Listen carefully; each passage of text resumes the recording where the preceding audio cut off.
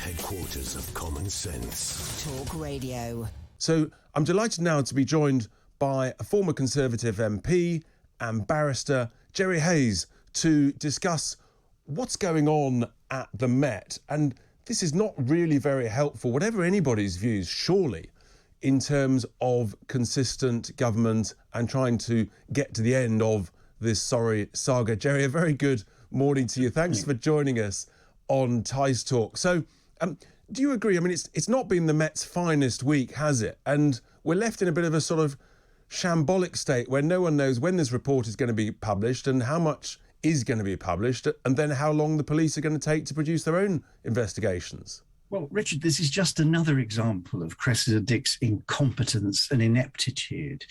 She really, as you said, should have investigated to begin with, but she was afraid how politically it would look. You've got Sue Gray's report, which everyone is waiting for. The government is paralysed until we actually get it through. And then suddenly Cressida Dick announced without telling anybody, oh, yeah, we're going to have our own investigation. Fair enough. Agree with that. But there must be minimal references to Partygate, which is what the whole of the Sue Gray report is about. It is mad. And actually, it's legally incompetent. And I'll tell you why.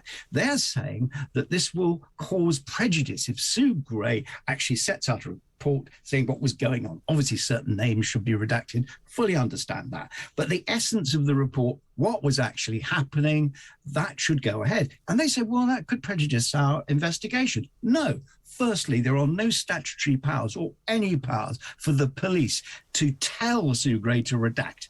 It's just not there. Secondly, you've got the Contempt of Court Act. Contempt of Court Act only comes into play once there is a criminal case. There isn't a criminal case yet because no one's been arrested and there's been no warrant for anybody's arrest. And then the next thing is being said, well, it could prejudice any jury trial. Really? Where are these people coming from? So you don't have jury trials on COVID cases. They're at magistrates' courts. So what's going on here, Jerry? Because, you know, we work on the basis that the senior management team and Cressida Dick, you know, hopefully they are smart, intelligent people. They know the huge publicity around this and how controversial the whole topic is. They surely know all that stuff.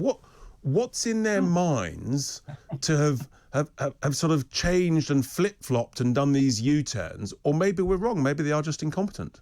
Well, look, you really answered your question, because at the end of the day, we often say, well, we used to, apart from cynics like us, who know how governments actually, of all flavours, actually run. And that is, well, the cabinet has carefully considered these things. Yes, we must do this. And it's a logical conclusion. Very often governments act and the police at higher echelons act out of panic. And this looks out of panic. And this actually trashes the reputation of the Metropolitan Police Force, where we have to have confidence. She didn't deliberately intend to do this. It's just another Cressida Dick incompetence. And in answer to your initial question, when you started the show, she should go. I don't know when, but she should go. Well, certainly that is the view. I mean, for example, Nazir Afzal, OBE, former Chief Crown Prosecutor of the Northwest, he's written a big piece in today's Mail on Sunday along those lines. I actually called for her to resign last year after the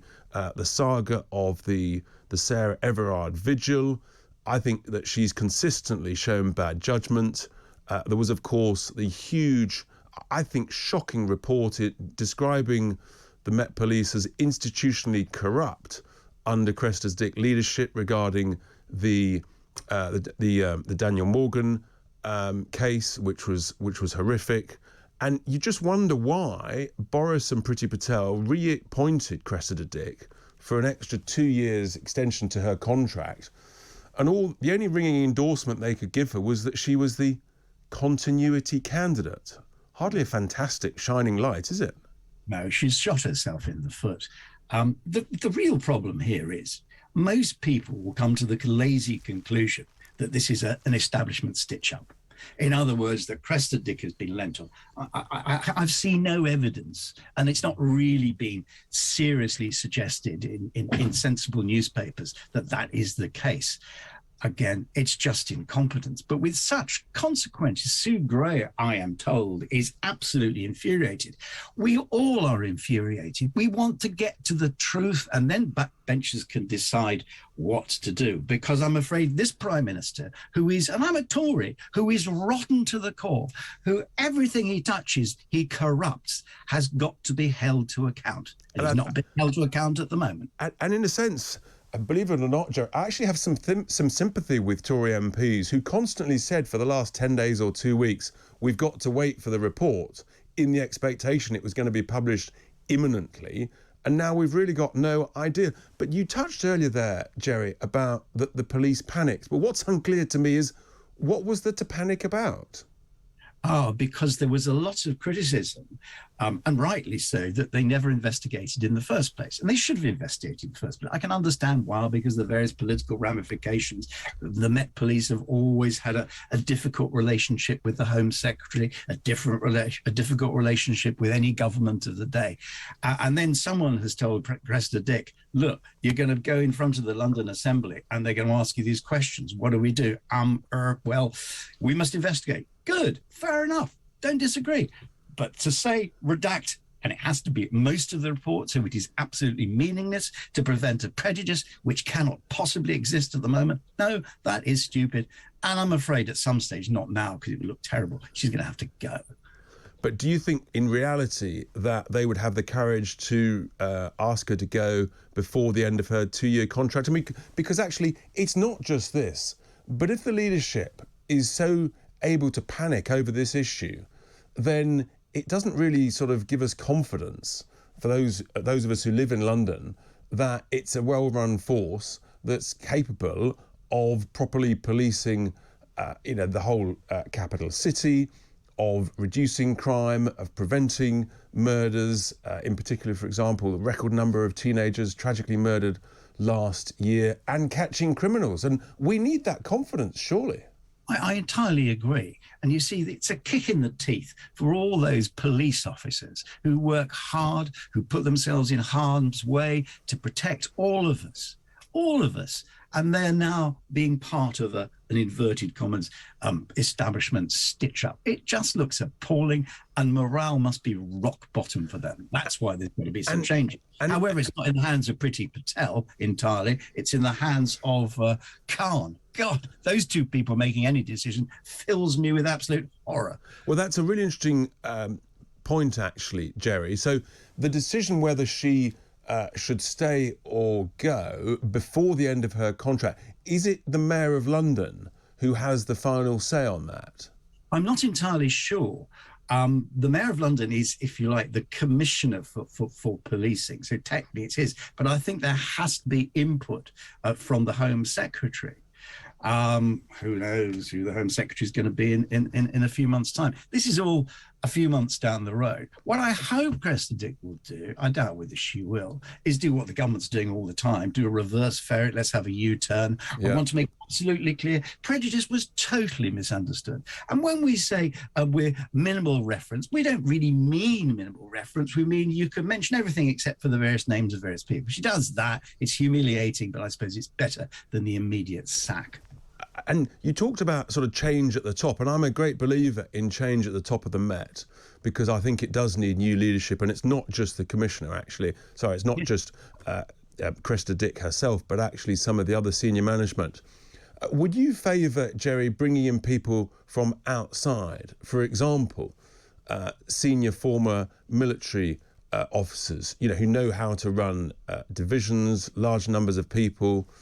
Because I just think that the quality, and I hear it about police forces elsewhere in the country, some are well led, but far too many, sadly, are badly led. And I would like to see people coming in from the outside to give a bit of kick up the backside. What's your view on that? Well, I think it's always a dangerous thing. Everyone assumes that because someone has been successful in business, they're going to be successful in politics. Every cabinet minister who's ever been in business has been a total and utter disaster. So we shouldn't go down that line. But what you're saying, get military people to run the police. Military people are really, really good at running the military, but they've never run the police. If you mean the same sort of common sense go-to attitude, the answer is yes. And what I don't want to go into wokeism because I just find it all incredibly Drive us irritating. all mad. But it drives us all mad. And where do you stop? Where is it stopping? But some of the decisions to arrest various people. There was this woman who was arrested. I don't know if it was by the Met or not, because she published a book about trans, and it upset one or two people. Whether arrested or not, I don't know. But they came down to see her. For God's sake, that is just stupid. But it doesn't say much. Sort of thing. Sorry, go on. But if the decision to reappoint Cressida Dick was on the basis that she was the continuity candidate, and I've heard basically there was no one else they felt was better, it doesn't say much for the quality of the senior management team. And that's why I think that we should be prepared to think outside the box, to try new things, to try new ideas, because actually that's how you make progress, as opposed to constantly going down the same line. I agree. But I think the answer is not the military. The answer is to go to other police forces. Find, a bright and talented and young person who has really understood what it's all about, which is about protecting the public. That's what it's all about, keeping us safe. As long as that is the main mission statement, you can't go too wrong, can you? You certainly can't, Jerry. I agree with that, but it seems to be in rather short supply. Jerry, thank you so much. Good talk. Hot talk. Bold talk. Talk radio. Listen on your smart speaker. Watch it live on your smart TV. The world headquarters of common sense. Talk Radio.